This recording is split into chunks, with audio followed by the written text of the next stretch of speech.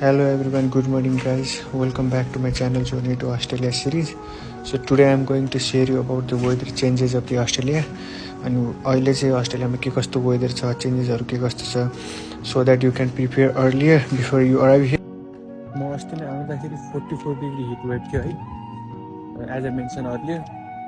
अनि अहिले 81 हाफमा भइसक्यो नि. हिजो राति चाहिँ 15 डिग्री सेल्सियस थियो. अनि अहिलेका बिहान यस्तो चिसो छ नि.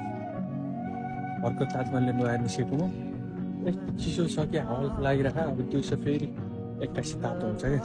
दिउँसो फेरि एकपल्ट गर्मी पर्छ. फेरि अहिले you can see around normal शीतलै छ.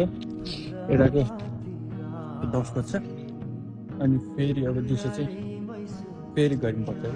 यताको वेदर चाहिँ कस्तो छ भने चाहिँ कुनै दिन चाहिँ राति त्यो लगाएको तन्नाले पनि पोल्ने, अनि कुनै दिन चाहिँ ब्ल्याङ्केट ओढ्नुपर्ने, कुनै दिन चाहिँ एसी चाहिने, त्यस्तो छ क्या यताको वेदर चाहिँ. यु क्यान सी अराउन्ड हेर्नुहोस्, यस्तो छ अहिलेको चाहिँ. फेरि घाम लागिरहेको छ. अनि अब यताको वेदरको कुरा गर्दाखेरि कस्तो हुन्छ भने 81 गर्मी, 81 हावाहुरी चल्ने, अनि 81 फेरि चिसो हुने. फेरि यताको समर हो क्या अहिले. समरमा चाहिँ यस्तो छ. अनि मैले सुने अनुसार चाहिँ अब यताउताको सर्वे गरे अनुसार भोलि पर्सि विन्टरमा त झन् यस्तो खत्तम हुन्छ अरे क्या. हिउँ चाहिँ पर्दैन अभियसली, तर जाडो चाहिँ हावा चल्ने, चिसो हावा चल्ने त्यस्तो हुन्छ अरे क्या.